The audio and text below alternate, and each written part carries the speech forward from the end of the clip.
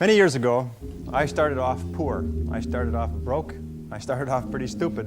And over the years, I began to study the subject of success. And I had one simple idea that came upon me in my late teens, and I think it was the most important idea that I've ever had. And it was simply this, that if you study successful people and you do what they do, you'll be more successful. And if you study unsuccessful people and you avoid doing what they do, then you will not be a failure.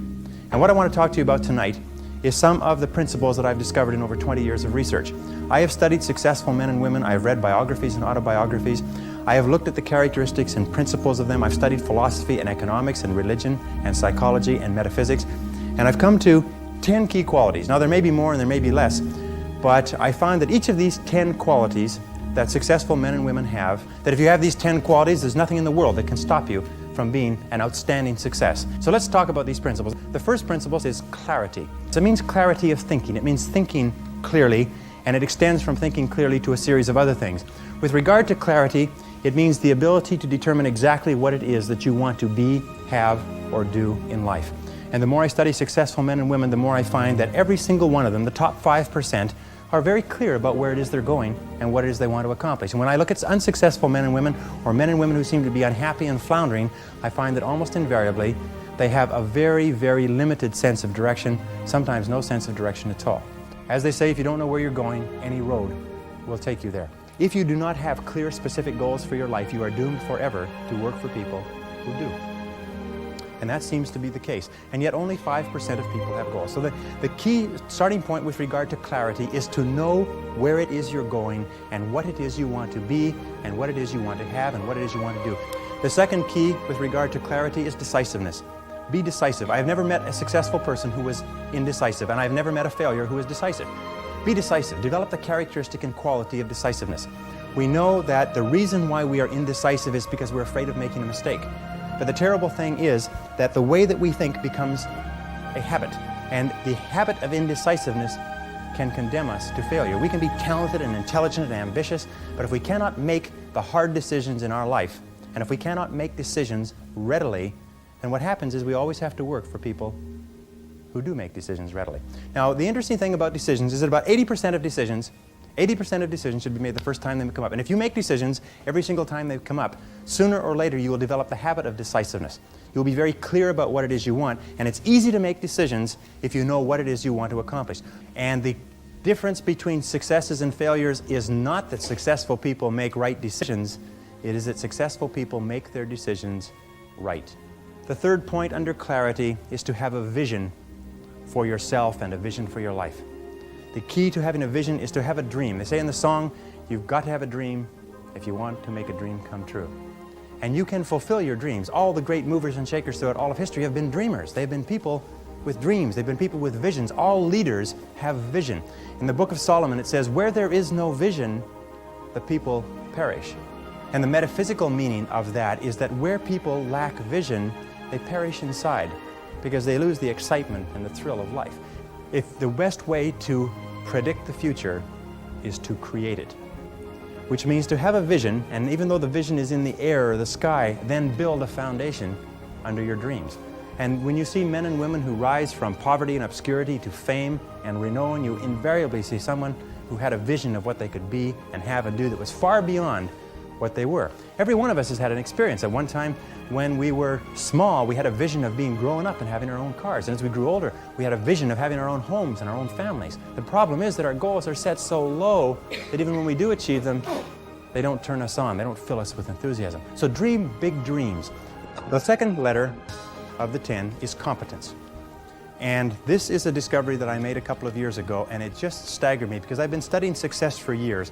And then there's the book In Search of Excellence, and then there's The Pursuit of Excellence, and then there's Refinding Excellence and Losing Excellence, and all the excellence books. And I sat down and looked at this whole concept of excellence, and I saw something that I hadn't noticed. It's almost like something brought to the surface of your mind. I noticed that every single man or woman that I had studied who had achieved any kind of success in any field whatsoever had done it after they had made a commitment to becoming excellent in that field. And I began to look, and I began to compare, and I began to talk to people, and I speak to thousands of people virtually every month.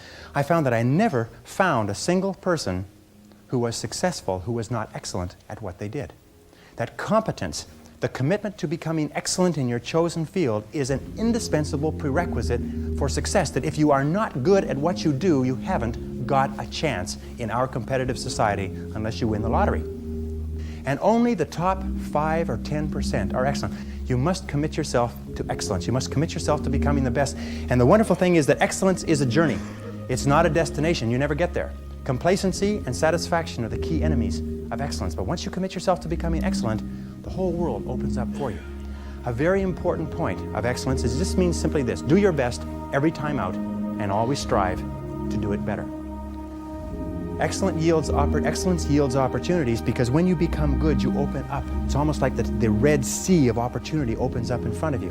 When you become excellent, you come to the attention of people, and people try to get you, and they give you more responsibilities and more opportunities. You see, when we do something well, it gives us a feeling of self-esteem and pride. We feel like a winner. But if we do things in an average way, it doesn't give us anything. That's why the companies that have committed to excellence are not hundreds of percent better in any given area. What they are is they are 1 or 2% better in 100 different areas. That's the key. You see, you don't have to be a quantum leap different from somebody else. You just have to be a little tiny bit different in the critical areas that make a difference. And you can achieve that simply by making it a goal, setting it as a goal, and working on it. You can become anything that you want to become. The harder you work, the better you get. The average self-made millionaire in America works 12 to 13 hours a day. Works about 60 to 65 hours a week. I'll tell you this with regard to hard work, that in our society you only work 8 hours a day for survival. Everything over 8 hours is for success. And if you're only working 8 hours a day, you're in trouble. If you're only working 8 hours a day, you better have a rich uncle, or you better have somebody else who's going to take care of you, because 8 hours a day only gets you survival in our society. Because it's so competitive that somebody else is working 9, they've got an edge on you. Somebody else is working 10, they've got a bigger edge on you. Every hour over 8 that you invest is an investment in your future, is an investment in your success. And if you put in the hours over 8, whether it's studying or reading or working, if you put in the hours, it will pay off, and it will pay off in spades. It's like throwing seed in the ground. When you throw a seed in the ground, the plant that comes up is not just one seed, it's hundreds of seeds. There's a crop that you put in, but you must put the seed in the ground first. The next letter, C, stands for concentration. Concentration. I think that the ability to focus and concentration are the two keys to success in life. You see, in life, there's never enough time to do everything, but there's always enough time to do the important things. Instead of doing what is fun and easy, which is what most people do, you know what they do? They make a list of everything they have to do, and then they start at the bottom of the list and they work on the irrelevant things. At the end of the day, they haven't got anything done.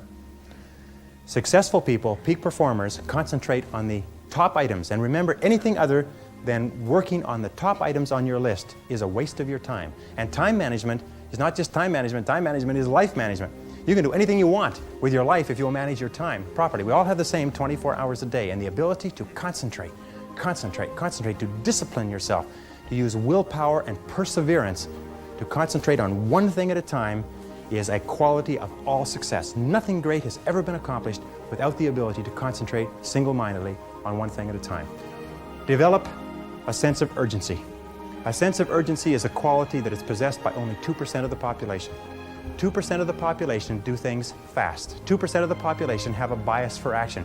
In Tom Peters' wonderful book, In Search of Excellence, he says that all the excellent companies have a bias for action. And all of the companies that do not classify or do not come into the excellence category do things when they get around to it. You call them up and you have a problem or a complaint. You hear from them 3 or 4 weeks later. But the excellent companies, you call up with a problem or a complaint, bang, there's somebody back to you in 2 minutes. So develop a sense of urgency. Get the reputation as the person who does things fast. Develop a reputation for speed and dependability, and your future will just open up in front of you. And if you'll develop that habit of working fast, that sense of urgency, act now, do it now, do it now, do it now. In selling especially.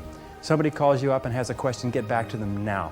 Somebody has a problem, get back to them now. Somebody needs something, move on it quickly. If you have to forego coffee breaks or lunch or something else, move fast. If you develop that reputation for speed, it will be worth a fortune to you. The next C is common sense. You can train your mind to have common sense. You can train your mind to think things through before acting. In my experience, action without thinking is the cause of every failure. Action without thinking is the cause of every failure. And common sense comes from taking the time to think things through before you act. Listen to your intuition. Your intuition is one of the best guides that you possibly have. Learn from your setbacks. This is one of the characteristics of high-performing men and women, is that every single time they have a problem or a difficulty, they sit back and they dissect it and they learn everything possible from it. They try to develop general principles. From each setback, they say, what is the valuable lesson I can learn? So you take a look at everything that has happened to you, take a look at the very most difficult experience that you're in right now, and ask yourself, what is the most valuable lesson I can learn from this experience? And believe me, if you look for the lesson, in the Bible it says, seek and ye shall find. It doesn't say seek and occasionally you might find something. It says seek and ye shall find. If you look for the valuable lesson or the seed of an equal or greater advantage or benefit in every difficulty, you will find it.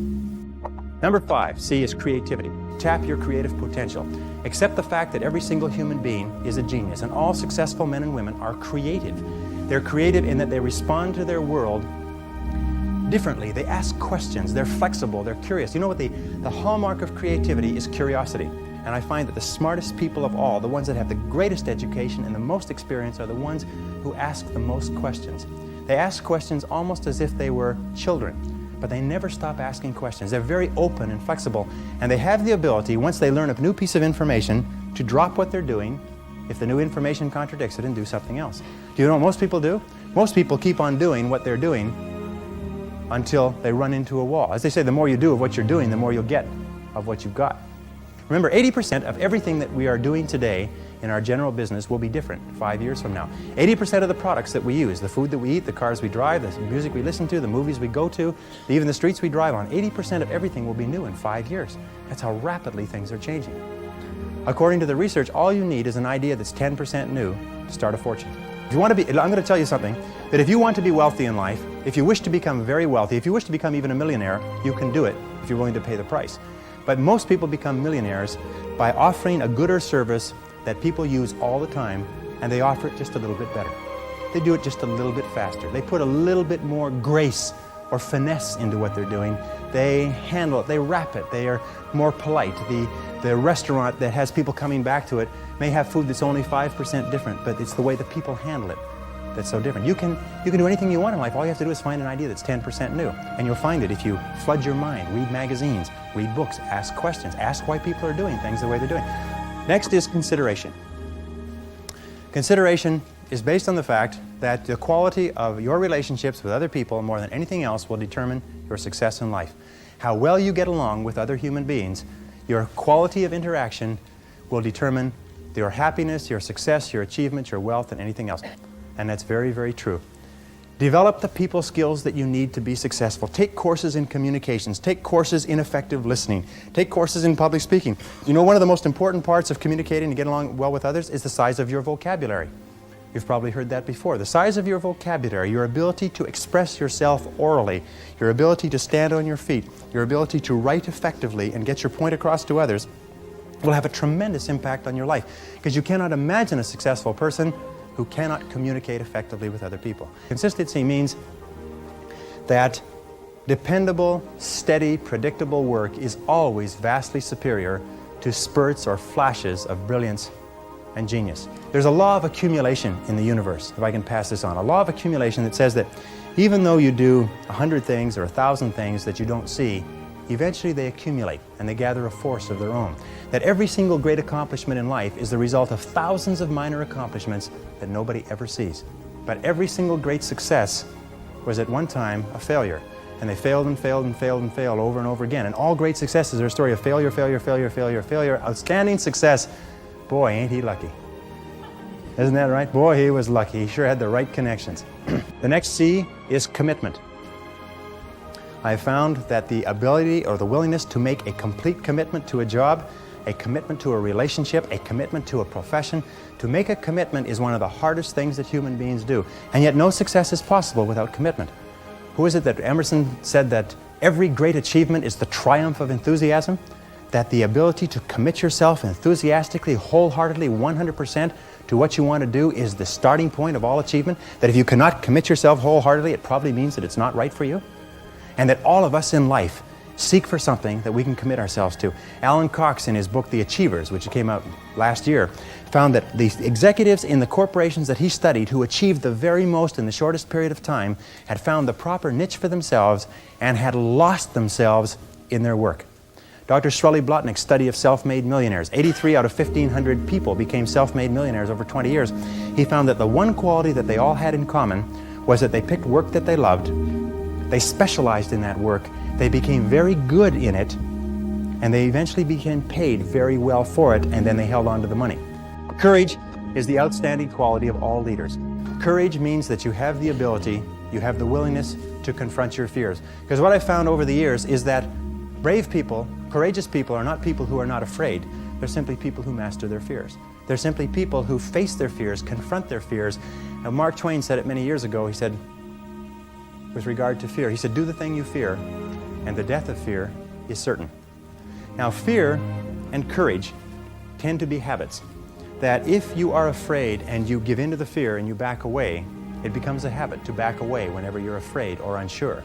If you're afraid and you force yourself to confront the fear, it becomes a habit to confront the fear whenever you find something that you're afraid of. And you'll find that most fears disappear when you confront them. Dare to go forward in your life.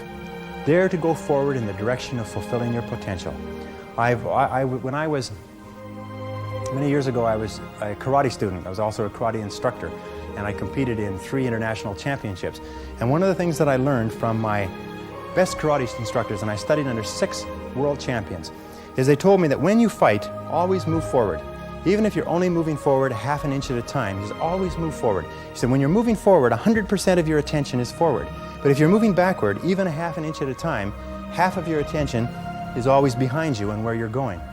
So always move forward. Always dare to go forward. Whenever you have a choice of either staying still and playing it safe or moving forward, move forward. Not because you'll necessarily succeed every time, because it reinforces and cements the habit of moving forward. And most people, when they have a choice of moving forward or playing it safe, play it safe. But I think General Douglas MacArthur said there's no security in life, only opportunity. Life is very perverse in a way, because the more we seek security, the less we have it. And the more we seek opportunity, the more we have security.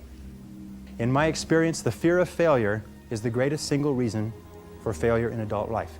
The fear of failure, the fear of making a mistake, of losing our money, our time, our effort, is what paralyzes us and holds us back.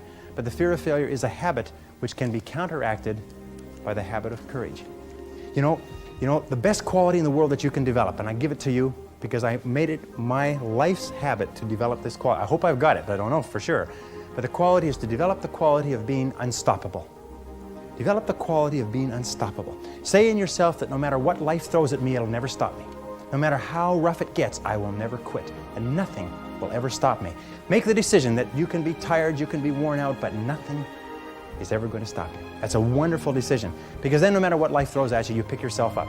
And you say, okay, give it your best shot, as Fonzie says. Nothing is going to stop you. It's a wonderful feeling. It's a wonderful feeling. It's the basis of self-esteem. Well, the last C is confidence. And confidence comes as a result. You see, confidence comes as a result. You don't get confidence out of a bottle. You don't get confidence from a pill. You can't learn confidence in a motivational seminar. You only get confidence by doing certain things over and over again that build a solid foundation within your own mind that you can do whatever you need to do, that you have what it takes to be successful. Self-doubt is the great paralyzer of all activity. We all have self-doubt. And the way we overcome that self-doubt is by doing the things that we would normally back away from. As I say, continue to move forward. Self-confidence begets great achievement. You cannot imagine a successful person with lacking self-confidence. That the wonderful thing is this, and I learned this from a very great man who died recently, is that if you persist until you succeed at achieving a goal that is important to you, and you complete it like a degree in school, or you wrap up a sale, or you make a career successful, you plug into your subconscious mind a success pattern. And then the subconscious mind, running on the basis of inertia, attempts to adjust your words, actions, and feelings to duplicate that success pattern. And that's why they say nothing succeeds like success. That once you've been successful, you have a pattern set down which will enable you to apply that pattern to another part of your work to be successful in that. And the more you succeed, the more this pattern of success is reinforced. And you'll finally reach the point where it's impossible for you to fail if you succeed enough times. Because you will have within you a self-adjusting mechanism that will guarantee your success.